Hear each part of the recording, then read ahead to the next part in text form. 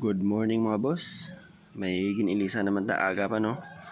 Aga pa sang kalibutan pero may ginilisan na tang charger port sang Infinix.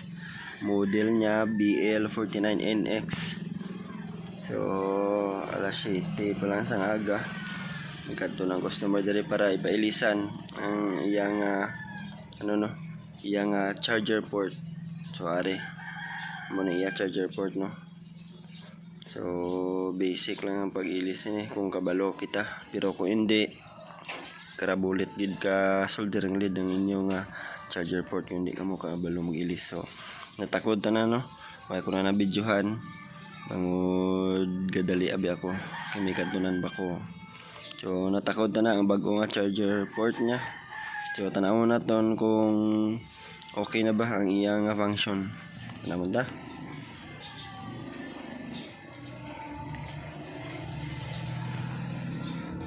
So, i-on ta lang. Testingan ta. Kung nag-charge ba. Ayun. Gumana, no? Nagana na aton nga charger port. So, nag-charge na siya. Para tandaan mo nga gagana, no? Ang charger. Gasiga siya. Ayan. Gasiga ang aton nga light sa charger.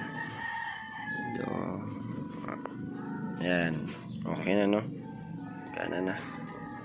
So, kung meron pa kayo odra ang mga charger port sa iyong cellphone, PM lang sa atong FB page. Thank you for watching.